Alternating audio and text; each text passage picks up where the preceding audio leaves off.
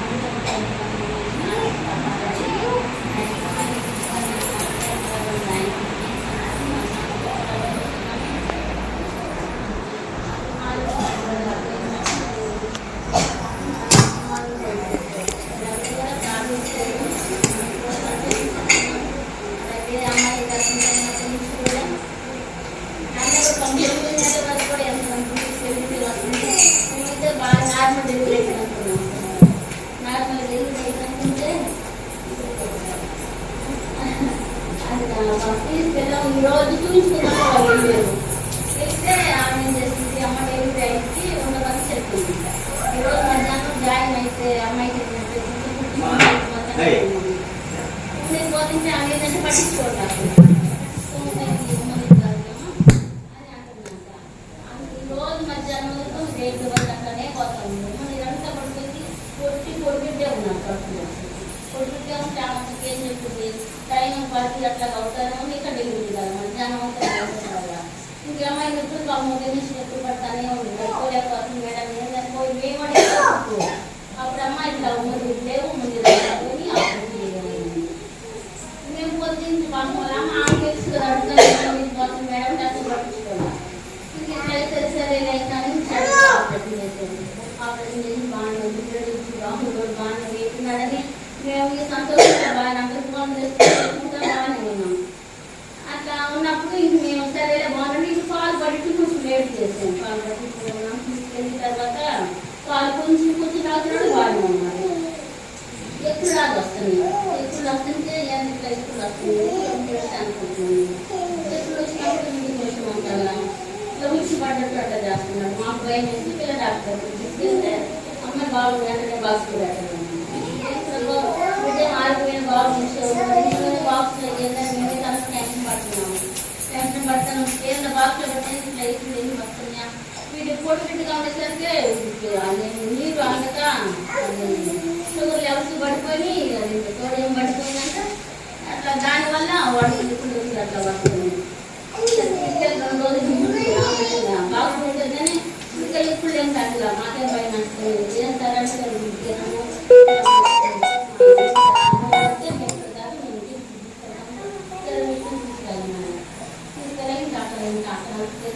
కాబట్టి అక్కడ బాగా బాక్స్ వెళ్ళిపోయాక బాగానే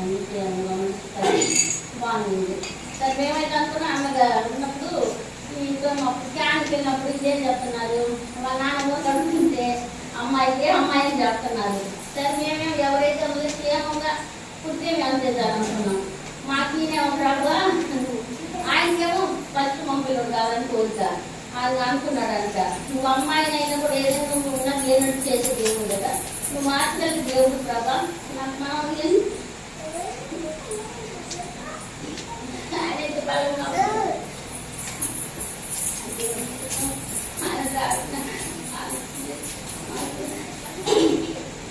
మొట్టమొదటిగా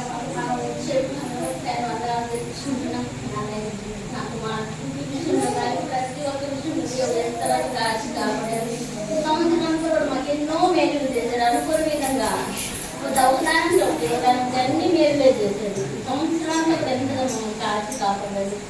మనకి వాళ్ళ విషయంలో కూడా నా ప్రశ్న అనుకోకుండా అన్ని కూడా చెడ్డంగా దేవుడు ఎంతగా మమ్మల్ని దిగుతాడు. మా కుటుంబాన్ని ఇంతగా కూడా నిలబెట్టుకున్నాడు.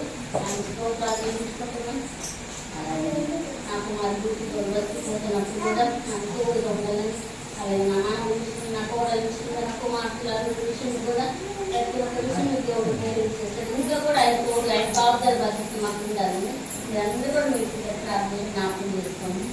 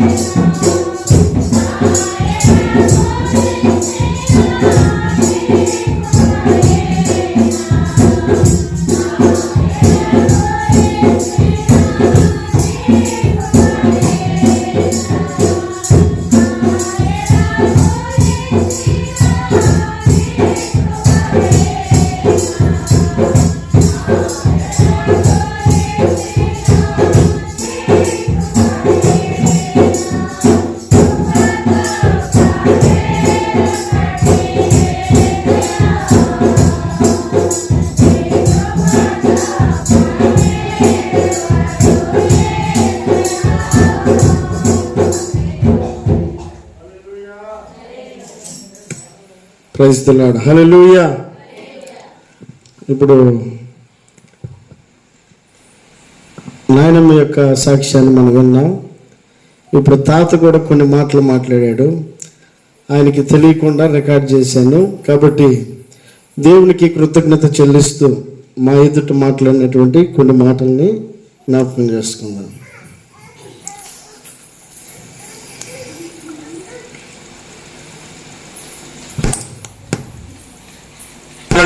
అనుకున్నారు గారు. అయితే నేను ఏమనుకున్నాను, హాస్పిటల్ కాడికి పోయి, అయ్యా నాకు మగపిల్లడు కావాలి, దేవుడు ఆడపిల్లని తీసేసి మగపిల్లని తీయచ్చు కదా, చేస్తాడు ఆయన అయితే అనుకున్నా. అమ్మాయి అనుకుంటా ఉన్నాను, మగపిల్లడు బయటకు వచ్చాడు. పోత అమ్మగారు చెప్పాలని చెప్పుకున్నా. నేను నాకు ఆ మీద గురి ఉంది. నిన్న కూడా ఆన్సర్ చెప్పుకున్నాం అనుకున్నా. అయితే ఇదేం చెప్పొద్దులే నువ్వు, సమయానికి దేవుడు నిన్ను మెప్పించాడు. ఆడికి అసలు నువ్వు ఆ టయానికి వస్తా, నేను ఆ నుంచి ఎందుకు వాళ్ళు వస్తున్నారు, ఖచ్చితంగా వాళ్ళు వచ్చారు. నువ్వు చర్చి తలుపు తీసావు, నువ్వు లోపలికి పోయావా, నా పిల్లవాడు వచ్చాడు దిగాడు, దేవుడు నేను పంపించినట్టే కదా దగ్గర. అది నాకు చర్చి పాఠం చెప్తూ ఇంటికి పోయారు. ఆ 2 ముక్కలు నువ్వు చెప్పు. నాకు మగపిల్లడు కావాలని తాకమని చెప్పాను. మీకు అయ్యగారు కూడా తిడతాడని చెప్పలే అయ్యగారికి. అది పాఠం చేసింది, దీవిచ్చిన బాగానే ఉంది, మగపిల్లడు పుట్టాడు. అదే పాస్టర్ దేవుడు మగపిల్లని ఇచ్చాడు. అది ఆడపిల్లని అనుకుంటే మగపిల్లని ఇచ్చాడు. అది నాకు వీళ్ళు పిల్లలు, నాకు డాక్టర్ నాకు చెప్పడం కాదు, నా కొడుకు వాళ్ళిద్దరు ఆడపిల్ల అని చెప్పారు.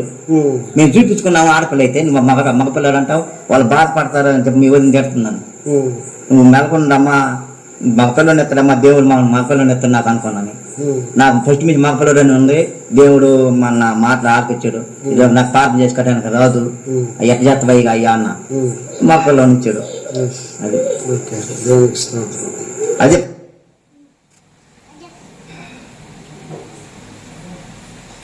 Praise the lord. హల్లెలూయా, హల్లెలూయా.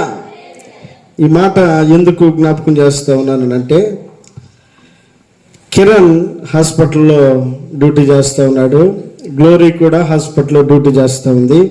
వారికి తెలియనటువంటి డాక్టర్స్ లేరు. ఆ డాక్టర్స్కి మించినటువంటి జ్ఞానం ఏది కూడా లేదు. అయితే వారిరువురు బల్లగుద్ది చెప్పినటువంటి మాట ఏంటంటే, మాకు ఆడపిల్లే పుట్టిద్ది, నువ్వెందుకు ఆశ పెట్టుకుంటావు, కాబట్టి నువ్వేమాత్రం కూడా ఆశ పెట్టుకోగాక, పుట్టేది ఆడపిల్లే మాకు తెలుసు అని చెప్పనని కిరణ్, గ్లోరీ ఇరువురు కూడా మాట్లాడా. చివరి కాన్పోయబోయే వరకు కూడా వారికి తెలియదు. కానీ ఏమి ఎరగినటువంటి నాగేశ్వరరావు గారి యొక్క హృదయంలో ఒక అచంచలమైనటువంటి ఒక విశ్వాసము, దేవుడు కార్యం చేస్తాడు. ఆయన ఒక మాట అన్నాడు, ఆ బొమ్మ తీసి ఈ బొమ్మ ఇచ్చు కదా, దేవుడు ఏదైనా చేయొచ్చు కదా తలుచుకుంటే అని అన్నాడు. ఆ మాట విన్నప్పుడు ఆయనకున్నటువంటి విశ్వాసము గుర్తొచ్చింది. దేవుడు వారు చెప్పినటువంటి మాట కాక నాగేశ్వరరావు గారికి ఉన్నటువంటి విశ్వాసమును దేవుడు స్థిరపరిచి, దేవుడు మన ఊహించిన కార్యాల కంటే గొప్ప కార్యాలు చేయగలడని, దేవుడు ఉన్నది లేనట్లుగాను లేనిది కూడా ఉన్నట్లుగాను చేయగలడని దేవుడు తన కార్యం ద్వారా రుజువుపరిచినటువంటి ఈ గొప్ప కారణాన్ని బట్టి దేవునికి మహిమ కలుగునుగాక. హల్లెలూయా, హల్లెలూయా. మనుషులకు మించినటువంటి గొప్ప కార్యాలు దేవుడు చేయగలిగినటువంటి వాడై ఉన్నాడు. కాబట్టి ఈ రాత్రికాల సమయంలో కుటుంబ సభ్యులు తెలియపరిచినటువంటి సాక్ష్యము ఎంతో, చివరి వరకు కూడా చాలా కేర్ తీసుకున్నాం కదా, చాలా జాగ్రత్తగా మనం కాపాడుకుంటూ వచ్చాం కదా, అన్ని విషయాల్లో కూడా ఇక బాగానే ఉంటుంది అనుకున్నటువంటి సమయంలో చివరి టైంలో సాతానుడు కాస్త అలజడి రేపాడు. ఆ ఉమ్మ నీరు పోయి బిడ్డ ప్రాణాపాయానికి దగ్గరగా ఇచ్చినటువంటి సమయంలో కూడా దేవుడు మరలా తిరిగి బ్రతికించి సజీవుడి లెక్కలో దేవుని సన్నిధిలో ఇటు రీతిగా సాక్ష్యం చెప్పడానికి ఆయన ఇచ్చినటువంటి గొప్ప కృపను బట్టి దేవునికి మహిమ కలుగునుగాక. హల్లెలూయా. దగ్గరగా ఉన్నటువంటి తల్లికి కావచ్చు, లేకపోతే అమ్మమ్మకి కావచ్చు, లేదా నాయనమ్మకి కావచ్చు, ఆ తాతలకు కావచ్చు, ఆ తండ్రికి కావచ్చు, వారికి తెలుసు ఆ బిడ్డ బాధ ఏంటో, ఎలాంటి పరిస్థితుల్లో ఉన్నాడో, ఎలాంటి క్లిష్ట పరిస్థితుల్లో దేవుడు కాపాడాడో. సహజంగా అందరూ ఈజీగా పుట్టినట్టే పుడతాడగాలనుకుంటే బాగానే పుట్టేవాడు డాక్టర్ల యొక్క కొంత నిర్లక్ష్యాన్ని బట్టి, కొంత ఆలస్యాన్ని బట్టి ఉమ్మ నీరంతా కూడా వెళ్ళిపోయిన తర్వాత, బిడ్డ పొడిబారిన తర్వాత దేవుడు మరలా తిరిగి బ్రతికించి చక్కటి క్షేమాన్ని ఇచ్చి ఇటు రీతిగా దేవుడు తన రెక్కల చాటున ఈ 3 నెలలు కూడా కాపాడినటువంటి ఆ గొప్ప క్షేమాన్ని బట్టి దేవునికి స్తోత్రం చెల్లిద్దాం. హల్లెలూయా. కాబట్టి మొదటి నుంచి వారు చెప్తా ఉన్నారు, ఎక్కడైనా సరే ఎలాగైనా సరే ఎక్కడ తీసుకొచ్చి కృతజ్ఞత కూడిక పెట్టాలని కుటుంబ సభ్యుల యొక్క ఆశ. నిన్నటి దినాన్ని సడన్గా వస్తారన్న సంగతి తెలియదు. అప్పటికప్పుడు వచ్చి అప్పటికప్పుడు ప్రేయర్ పెట్టాలని చెప్పని శనివారం నేను లోపలికి వచ్చాను, పాటలు పెట్టుకుంటా ఉన్నాను. ఈ లోపు వాళ్ళు కారు తిరిగి వచ్చారు. తర్వాత తెలిసింది ఇట్లాగ ప్రేయర్ పెట్టాలని చెప్పన్న సంగతి. మొత్తానికి ఏదేమైనప్పటికీ వారి యొక్క ఆశలను ఆలోచనలన్నింటినీ కూడా మరలా తిరిగి ఈ రాత్రి దేవుడు ఈ కూడిక జరగడానికి ఆయనే మార్గాన్ని సరళం చేశాడు. అందరిని బట్టి దేవుని స్తోత్రం చెల్లిద్దాం. హల్లెలూయా. కాబట్టి దేవుడు మన పట్ల చేసేటువంటి గొప్ప కార్యాలను మనం జ్ఞాపకం చేసుకోవాల్సిన వారం అయ్యున్నా. అందుకే కీర్తనకారుడు ఒక మాట అంటాడు, 57వ కీర్తన 10వ వచనాన్ని జ్ఞాపకం చేసుకుందాం. 57వ కీర్తన 10వ వచనం, ప్రభువా జనములలో నీకు కృతజ్ఞతాస్తుతులు నేను చెల్లించెదను, ప్రజలలో నిన్ను కీర్తించెదను. చాలండి. భక్తుడు అంటున్న మాట ఏమిటంటే, ప్రభువా జనములలో నీకు కృతజ్ఞతాస్తుతులు చెల్లించెదను, ప్రజలలో నిన్ను కీర్తించెదను అని అంటా ఉన్నాడు. కీర్తనకారుడైనటువంటి దావీదు దేవునికి కృతజ్ఞత చెల్లించడానికి ఇష్టపడతా ఉన్నాడు. కృతజ్ఞత అనేది చాలా ప్రాముఖ్యమైనది ప్రతి ఒక్కరి జీవితంలో. కృతజ్ఞత అంటే దేవుడు చేసిన పనిని జ్ఞాపకం చేసుకోవడమే కృతజ్ఞత. జరిగిపోయిన పనిని జ్ఞాపకం చేసుకోవడమే, చేసిన మేలుని జ్ఞాపకం చేసుకోవడమే, కాపాడిన పరిస్థితిని జ్ఞాపకం చేసుకోవడమే, అయిపోయిన తర్వాత, జరిగిన తర్వాత, పొందుకున్న తర్వాత గుర్తు చేసుకునేది ఏదైతే ఉందో దానిని కృతజ్ఞత అని అంటాం. అంటే దేవుడు చేసిన తర్వాత మనం ఇచ్చేది, ఆయన ఇవ్వకముందు కాదు, ఆయన ఇచ్చిన తర్వాత మనం చెల్లించేది. అంటే ఆయన ఇచ్చిన తర్వాత చెల్లించేటువంటి వారు కొందరే ఉంటారు, దాన్ని గుర్తించుకున్న వారు కొందరే ఉంటారు. దేవుడు చేసిన మేలును దేవునికి ఆపాదించాలి. మన గొప్పతనం కాదు, మన జ్ఞానం కాదు, మన బలం కాదు, మన శక్తి కాదు, మనకున్నటువంటి ఏది కూడా దేవుడు చేసిన కార్యాలకు సరిపోయినది ఏది కూడా లేదు. మన వల్ల ఏమీ కాదు, ఆయన చేస్తే తప్ప. ప్రతిదీ కూడా ఈ భూమి మీద ప్రారంభం మొదలుకొని ముగింపు వరకు ఆయన ద్వారానే జరుగుతూ ఉంది, ఆయనే జరిగిస్తూ ఉన్నాడు. అందుని బట్టి దేవుని స్తోత్రం చెల్లిద్దాం. హల్లెలూయా. కాబట్టి కీర్తనకారుడైన దావీదు అంటున్న మాట ఏమిటంటే, ప్రభువా జనములలో నీకు నేను కృతజ్ఞతాస్తుతులు చెల్లిస్తాను అని అంటా ఉన్నాడు. జనములలో అనంటే సంఘములో అనేకుల మధ్య ఏమని చెప్పారు? మా గొప్పతనం అని చెప్తున్నారా? మా బలం అని చెప్తున్నారా? మా జ్ఞానం అని చెప్తున్నారా? ఇదిగో దేవుడు మా పరిస్థితుల్లో చాలిన దేవుడుగా ఉన్నాడు. మా అక్కరలో దేవుడు తోడుగా ఉన్నాడు. మా అవసరతల్లో దేవుడు తోడుగా ఉన్నాడు. మా కన్నీటిలో దేవుడు తోడుగా ఉన్నాడు. మాకున్నటువంటి ప్రతి పరిస్థితులు కూడా ఆయన చాలిన దేవుడుగా ఉండి ఆయన చేసిన తప్ప ఈ కార్యము ఈ రోజున మేము సంతోషించడానికి కారణమయ్యేది కానే కాదు. ఆయన చేశాడు. కాబట్టి ఆయన చేసినప్పుడు మనం ఆయనకు కృతజ్ఞత చెల్లించాలి. ఆయనకు కృతజ్ఞత చెల్లించాలి. అందుకే 100వ కీర్తనలో ఒక మాట అంటాడు భక్తుడు. 100వ కీర్తన 3వ వచనంలో, యెహోవాయే దేవుడని తెలుసుకొనుడి, ఆయనే మనలను పుట్టించెను, మనము ఆయన వారము, మనము ఆయన ప్రజలము, ఆయన మేపు గొర్రెలము. చాలండి. ఎవరమని తెలుసుకోవాలి? మనము ఆయన వారమని తెలుసుకోవాలి. మనము ఆయన మేపే గొర్రెలమని తెలుసుకోవాలి. ఆయనే మనల్ని పుట్టించాడన్న విషయాన్ని తెలుసుకోవాలి. కిరణ్ బాబుకి అలాగే గ్లోరీకి ఎవరు అనుగ్రహించారు? కిరణ్ బాబు యొక్క బలాన్ని బట్టి కాదు, కిరణ్ బాబుకు ఉన్నటువంటి జ్ఞానాన్ని బట్టి కాదు, ఇచ్చిన దేవుడు ఆయన యొక్క కనికరాన్ని బట్టి. స్తోత్రం చెల్లిద్దాం. హల్లెలూయా. కాబట్టి వాక్యమును మనం గ్రహిస్తూ ఉండగా మనం పొందినటువంటి మేలులు ఎవరి ద్వారా పొందుకుంటా ఉన్నామో దాన్ని తప్పక జ్ఞప్తికి తెచ్చుకోవాల్సిన వారం అయి ఉన్నాం. అందుకే యెహోవాయే దేవుడని తెలుసుకొనుడి, ఆ దేవుడే మనలను పుట్టించిన వాడై ఉన్నాడు, మనకు ప్రాణాన్ని ఇచ్చిన వాడై ఉన్నాడు, మనకు క్షేమాన్ని ఇచ్చిన వాడై ఉన్నాడు. కీర్తనకారుడు అంటాడు కదా, నాకు కలిగిన ఎముకలన్నిటిలో నీకు ఏది కూడా మరుగై ఉండలేదు. ఎముకలు మనకు పైకి కనపడతాయా? లోపల ఉన్న ఎముకలట దేవుని యొక్క కన్నులకు మరుగై ఉండలేదట. అందుకే భక్తుడు అంటాడు కదా, నా అంతిరంధ్రములను నీవే కలుగజేసితివి.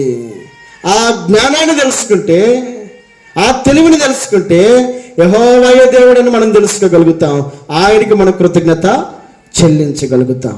కీర్తనకారుడు గుర్తెరిగి మాట్లాడుతున్నాడు కదా, ఆయన మనలను పుట్టించెను. కింద పుట్టినట్లు ఏమని రాయబడింది? మనలను మనమే. అదండి, ఆయన పుట్టించాడట. మనల్ని మనం సృజించుకోలేదు. మా నాన్న నన్ను తయారు చేశాడా? మా నాన్నకి ఇచ్చింది ఎవరు? దేవుడే. కిరణ్ బాబుకి ఇచ్చింది ఎవరు? కిరణ్ బాబు తయారు చేశాడా? ఎవరు తయారు చేశారు? నా దినములలో ఒక్కటైనను కాక మునిపే నీ గ్రంథములో లిఖితములాయను అని అంటా ఉన్నాడు భక్తుడు. ఒక్క దినం కూడా గడవక మునిపే అన్నీ కూడా మన గురించి రాసి పెట్టాడట. కాబట్టి సమస్తమును కలుగు చేసినటువంటి దేవుణ్ణి జ్ఞాపకం చేసుకున్నటువంటి వ్యక్తి ఏమంటాడు తెలుసా? ఆయన మనలను పుట్టించెను, ఆయన మేపు గొర్రెలము. మూడోది ఏమంటాడు? మనము ఆయన ప్రజలము అని అంటా ఉన్నాడు. కాబట్టి కీర్తనకారుడు అంత లోతుగా గుర్తు చేసుకుంటా ఉన్నాడు, అయ్యా నీవే నన్ను కలుగు చేసేదివి. కాబట్టి కృతజ్ఞత చెల్లించాల్సిన వ్యక్తి చేసినటువంటి పనిని గుర్తు చేసుకుని, జరిగించిన కార్యమును గుర్తు చేసుకుని, దేవుడు చూపించిన కృపను జ్ఞాపకం చేసుకుని ఏం చేయాలి? కృతజ్ఞత చెల్లించాలి. కృతజ్ఞత చెల్లించాలి. చాలా మంది భక్తులు వారి జీవితంలో పొందుకున్నటువంటి మేలును బట్టి ఇది సందర్భానుసారంగా కొన్ని మాటలు జ్ఞాపకం చేసుకుంటే, 4వ అధ్యాయము 1వ వచనంలో ఆదికాండంలో హవ్వ అంటున్న మాట ఏంటి? ఆదాము తన భార్య అయిన హవ్వను కూడినప్పుడు ఆమె గర్భవతి అయి కయ్యూనును కని యెహోవా దయ వలన. అదండి, ఎవరి దయ కావాలి? బిడ్డలు కావాలంటే యెహోవా దయ వలన దేవుడు కనికరించాలి. దేవుడు మన పట్ల కనికరించాలి. ఆయన దయ వలన మనము పొందుకున్నటువంటి బిడ్డలను మరలా తిరిగి దేవునికి అప్పగించాలి. ఆయన దయ వలన పొందుకున్నటువంటి మేలును అనేకుల మధ్యలో గుర్తు చేసుకోవాల్సిన వారమై ఉన్నాం. ఆయన దయ వలన పొందుకున్నటువంటి మేలును దేవుని సన్నిధానంలో మనము సాక్ష్యము చెప్పాల్సిన వారమై ఉన్నాం. ఆయనకు కృతజ్ఞత చెల్లించాల్సిన వారమై ఉన్నాం. ఆయన దయ వలన మనం మేలు పొందుకున్న వారమై ఎన్నికన విషయాన్ని గ్రహిస్తే మనము ఆయనకు కృతజ్ఞత చెల్లించగలుగుతాం. హవ్వంట ఉంది, యెహోవా దయ వలన నేను ఒక కుమారుణ్ణి పొందుకున్నాను. నా బలాన్ని బట్టి కాదు, ఆయన దయ వలన నేను పొందుకున్నానని హవ్వ జ్ఞాపకం చేసుకుంటా ఉంది దేవుని కార్యాన్ని. మరొక మాట జ్ఞాపకం చేసుకుందాం. 30వ అధ్యాయము ఆదికాండము 1-2 వచనం చదువుదాం. రాహేలు తాను యాకోబునకు పిల్లలు కనకపోవుట చూచి తన అక్క యందు అసూయపడి యాకోబుతో, నాకు గర్భఫలము ఇమ్ము, లేని ఎడల నేను చచ్చెదను. చాలండి. ఏమంటుంది రాహేలు? ఏమంటుంది రాహేలు కట యాకోబు గర్భఫలాన్ని ఇవ్వాలట. ఎందుకు? భర్త కాబట్టి, భర్త ద్వారా ఆ గర్భఫలాన్ని పొందుకోవాలని ఆమెకు తెలిసినటువంటి ఆ చిన్న జ్ఞానంతో భర్త ద్వారా దేవుడు బిడ్డల్ని ఇస్తాడేమో అని అనుకుని భర్తను నిలదీస్తా ఉంది. యెహోవా దయ వలన నేను ఒక మనిషిని సంపాదించుకున్నాను హవ్వ అంటా ఉంది. ఇక్కడ ఏమంటా ఉంది? నీవు నాకు బిడ్డలనేవో అనని యాకోబు నిలదీస్తా ఉంది. మరి యాకోబు యొక్క ఆన్సర్ ఏంటి? క్రింద వచనంలో యాకోబు కోపము రాహేలు మీద రగులు కొనగా అతడు, నేను నీకు గర్భ ఫలమును ఇయ్యక పోయినా దేవునికి ప్రతిగా ఉన్నానా అనెను. నేను గర్భఫలాన్ని ఇవ్వకపోవటాన్ని బట్టి నేనేమన్నా దేవునికి ప్రతిగా ఉన్నానా?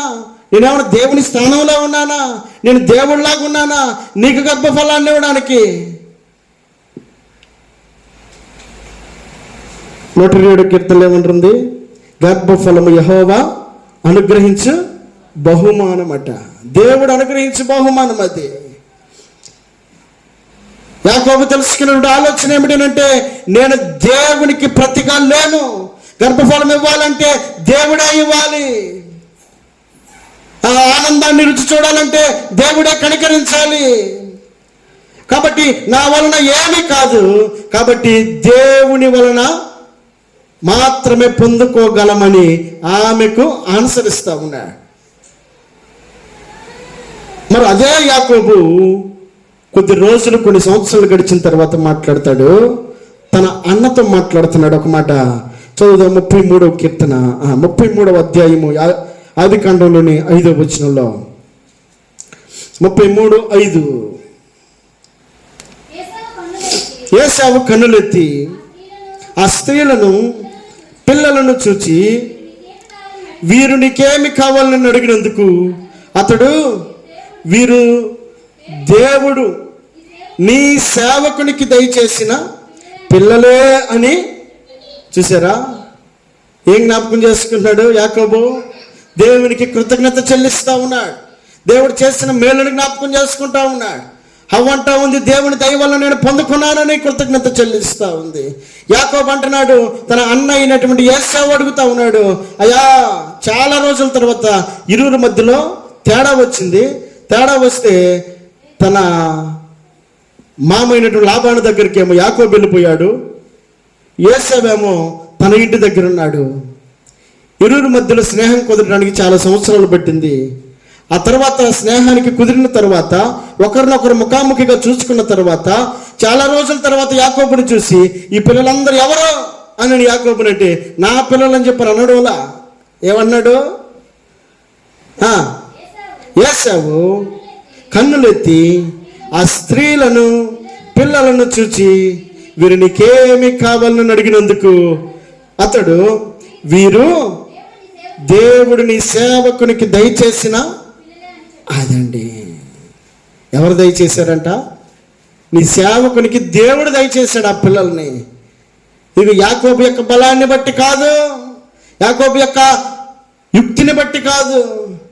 ఏశావును బోల్తా కొట్టించాడు తన జ్ఞానంతో. పిల్లల దగ్గరికి వచ్చేసరికి అంటున్నాడు, ఇదిగో దేవుని ద్వారా మాత్రమే నేను పొందుకోగలిగాను. భార్య అడిగిన ప్రశ్నకి ఏమంటాడు? నేనేమన్నా దేవునికి ప్రతిగా ఉన్నానా?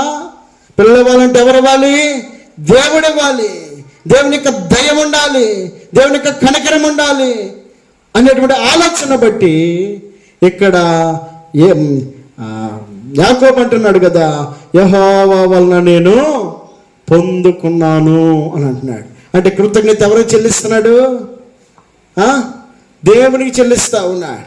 దేవుని ద్వారా పొందుకున్న మేలుని దేవునికి అప్పగిస్తా ఉన్నాడు. దేవునికి కృతజ్ఞత చెల్లిస్తా ఉన్నాడు. దేవుడు చేస్తున్న మేలుని జ్ఞాపకం చేసుకుంటా ఉన్నాడు.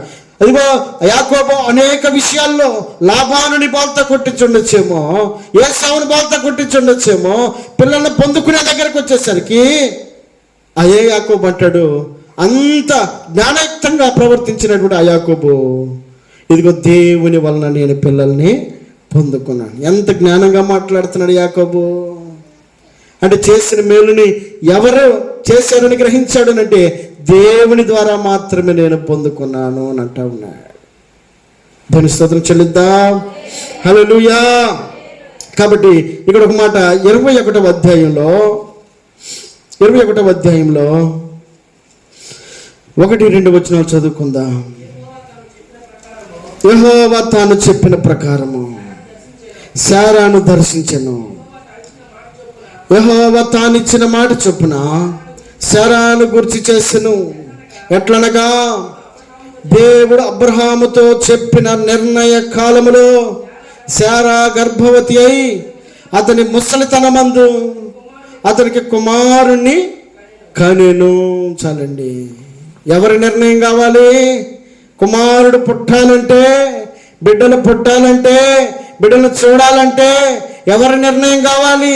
ఎవరి సమయం కావాలి?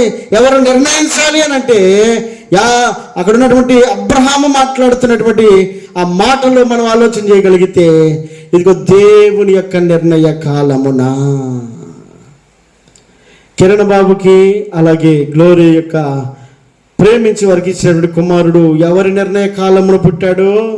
దేవుడు నిర్ణయిస్తే పుట్టాడు, దేవుడు దయ చూపిస్తే పుట్టాడు. కాబట్టి ఆయన ఇచ్చినటువంటి ఆ గొప్ప ఆశీర్వాదమును భక్తుడైనటువంటి దావీదు అంటాడు, దేవా నేను నీకు జనములలో కృతజ్ఞతాస్తుతులు చెల్లించదను అని అంటా ఉన్నా. దేవుడు చేసిన మేలును మనం గుర్తు చేసుకోవాల్సిన వారమై ఉన్నాం. కాబట్టి ఈ రాత్రి వేళ దేవుడు చేసినటువంటి మేలులు మన జీవితాల్లో అనేకం చేస్తూ ఉంటాడు. అనేకం చేసినప్పుడు ఆ పొందుకున్న వాటిని మనం గుర్తు చేసుకోవాలి. ఆ గుర్తు చేసుకునే దాని విషయంలో దేవుడు ఎలా ఉంటాడు అంటే చదువుదాం ఒక మాట. 69వ కీర్తన 30-31 వచనం. 69వ కీర్తన 30-31 వచనం.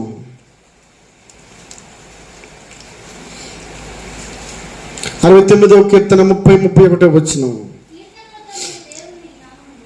కీర్తనలతోను నేను దేవుని నామమును స్తుతించదను, కృతజ్ఞతాస్తుతులతో నేను ఆయనను ఘనపరిచెదను. ఎద్దు కంటెను కొమ్ములను డెక్కలను గల కోడి కంటెను అది యెహోవాకు, అదండి యెహోవాకు ప్రీతికరమైందట. ప్రీతి అని అంటే బహు ఇష్టమైనది అని అర్థం. బహు ఇష్టమైనదట. దేన్ని బట్టి? వాక్యం సెలవిస్తూ ఉంది, కీర్తనలతోనూ నేను దేవుని నామమున స్తుతించదను, కృతజ్ఞతాస్తుతులతో నేను ఆయనను ఘనపరచదను అని అంటా ఉన్నాడు.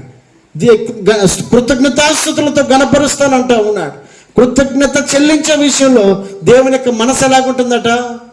ఎద్దు కంటెను డెక్కలు గల కోడె కంటెను అది యెహోవాకు ప్రీతికరము. పాత నిబంధన కాలంలో చేసినటువంటి మేళ్లకు గుర్తుగా, పొందుకున్నటువంటి మేళ్లకు గుర్తుగా చాలాసార్లు మనం చూస్తాం.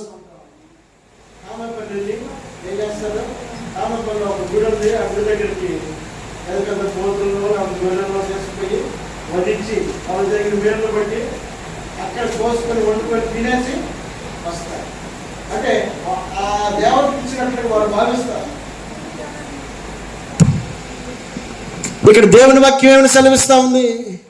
ఎద్దు కంటెను కొమ్ములను డెక్కలను గల కోడె కంటెను. అంటే దేవునికి ఇచ్చే ఆ అర్పణ ఏదైతే విలువగా ఉంటుందో ఆయన సంతోషిస్తాడని ఉదయకాలం మనం జ్ఞాపకం చేసుకున్నట్లుగా సౌలు ఏం చేశాడు? కొవ్విన వాటన్నిటిని తీసుకొచ్చి దాచిపెట్టి ఏం చేస్తున్నాడు తెలుసా? ఇది దేవునికి అర్పిద్దామని చెప్పని తీసుకొచ్చానయ్యా అని అంటా ఉన్నాడు. అంటే దేవుడు వాటిని బట్టి సంతోషిస్తాడని, వాటిని బట్టి ఆనందిస్తాడని సౌలు అనుకుంటా ఉన్నాడు. మరి సమూయేలు ప్రవక్త ఏమన్నాడు? ఇక ఒకడు పొట్టేల క్రొవ్వు అర్పించడం కంటేను మాట వినుట శ్రేష్టము కదా. అర్పించేటువంటి ఆ అర్పణ కంటే మాట వినడం శ్రేష్టమట. ఆ మాట ఏమన్నదనంటే భక్తుడు అంటున్నాడు, కృతజ్ఞతాస్తుతులతో నేను ఆయనను ఘనపరిచెదను. అంటే కృతజ్ఞతతో మనం ఘనపరిచేటువంటి ఆ స్తుతి ఏదైతే ఉందో, మనం జరిగించేటువంటి ఈ కూడిక ఏదైతే ఉందో, ఇది దేవునికి మహిమార్థమయ్యింది, దేవునికి ఘనత చెల్లించేది అయ్యింది. దేవుడు దేనికంటే ఎక్కువగా ఎంచుతున్నాడంటే ఆయనకు అర్పించేటువంటి బలుల కంటే కూడా ఆయనకి చెల్లించే కృతజ్ఞతను హెచ్చుగా ఘనపరుస్తూ ఉన్నాడు. కాబట్టి వాక్యం సెలవిస్తూ ఉంది, ఎద్దు కంటెను కొమ్ములను డెక్కలను గల కోడి కంటెను అది యెహోవాకు ప్రీతికరము. ఏది ప్రీతికరము అంటే, ఏది బహు ఇష్టమైనది అని అంటే కృతజ్ఞత చెల్లించే ఆ కృతజ్ఞత ఏదైతే ఉందో అది దేవునికి బహు ఇష్టమైందట. ఇష్టమైంది. దేని స్తోత్రం చెల్లిద్దాం. హల్లెలూయా. కాబట్టి ఒక మాట జ్ఞాపకం చేసుకుందాం. ఇక్కడ ఒక మాట అంటాడు, కృతజ్ఞతాస్తుతులు నేను ఆయనను ఘనపరిచెదను అని అంటా ఉన్నాడు. మొదటి సమూయేలు గ్రంథం 2వ అధ్యాయము 30వ వచనం చూద్దాం. మొదటి సమూయేలు గ్రంథం 2వ అధ్యాయం 30వ వచనం. మీ ఇంటి వారిని చదవమ్మా.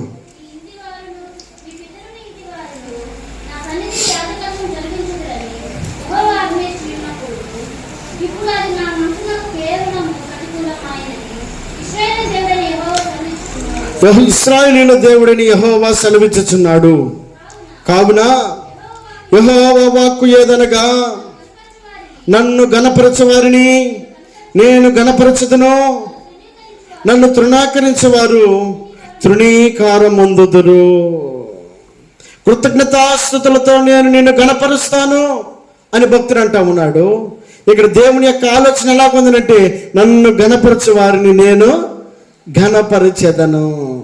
మనం ఎందుకు కృతజ్ఞత చెల్లిస్తా ఉన్నామనంటే, మరలా తిరిగి ఆయన గొప్ప మేలును మన జీవితంలో చేయడానికి అవకాశాన్ని కల్పిస్తూ ఉన్నాం.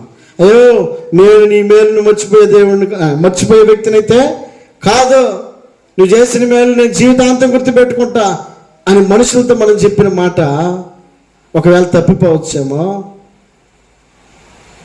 కానీ దేవునితో మనము చేసుకున్నటువంటి ఒడంబడిక ఏదైతే ఉందో, ఆయన చెల్లించిన ఘనత ఏదైతే ఉందో, కీర్తనకారుడు అంటాడు కదా, ఇదిగో కృతజ్ఞతాస్తుతులతో నేను నిన్ను ఘనపరచదును అని అంటా ఉన్నాడు.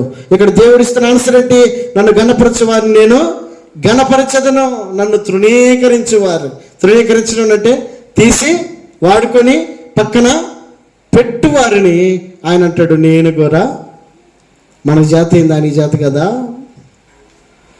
కాబట్టి వాక్యం సెలవిస్తూ ఉంది, నన్ను తృణీకరించే వారిని నేను కూడా తృణీకరించేదను, నన్ను ఘనపరచే వారిని నేను ఘనపరిచెదను. అంటే నాగేశ్వరరావు గారు, అన్నమ్మ గారి యొక్క ప్లాన్ ఏంటి? ఇదిగో దేవునికి కృతజ్ఞత చెల్లిస్తే మరొక గొప్ప మేలు మా జీవితంలో చేస్తాడని దేవుణ్ణి ఘనపరుస్తూ ఉన్నారు. కాబట్టి ఈ రాత్రికాల సమయంలో అదే ఆశీర్వాదమును, అదే మేలుని, అదే దీవెని మన జీవితాల్లో కూడా మనం అనుభవించాలి అని అంటే మన జీవితాల్లో చేసిన మేలులు, ఉపకారములను మనం కూడా జ్ఞప్తికి తెచ్చుకోవాల్సిన వారమై ఉన్నాం, గుర్తించుకోవాల్సిన వారమై ఉన్నాం, కృతజ్ఞత చెల్లించాల్సిన వారమై ఉన్నాం. ఇదిగో కృతజ్ఞతాస్తుతులతో నేను నిన్ను ఘనపరుస్తాను అని సెలవిస్తే ఆయన అంటాడు, నన్ను ఘనపరిస్తే నేను నిన్నును ఘనపరుస్తాను అని అంటా ఉన్నాడు. ఇంక కావాల్సిందేంటి? దానివల్ల లాస్ పోయేదేంటి? దానివల్ల నష్టపోయేదేంటి? తిరిగి గొప్ప మేలు మన జీవితంలో దేవుడు జరిగిస్తాడు. కాబట్టి మనం ఏం చేయాలి? కృతజ్ఞత మన జీవితంలో కలిగిన వారమై ఉండాలి. కాబట్టి ఈ రాత్రి వేళ ప్రియ కుటుంబ సభ్యులు, కిరణ్ బాబు గ్లోరీ వారి యొక్క జీవితంలో చేసినటువంటి గొప్ప మేలు, వారు ఊహించినటువంటి వాటికంటే గొప్ప కార్యాలను జరిగించినటువంటి ఆ గొప్ప దేవునికి వారు చెల్లించినటువంటి ఈ కృతజ్ఞత వారి కుటుంబమునకును దేవుడు ఆశీర్వాదకరముగా మార్చునుగాక. ఆమేన్. అందరం తలలో ఉంచుదాం.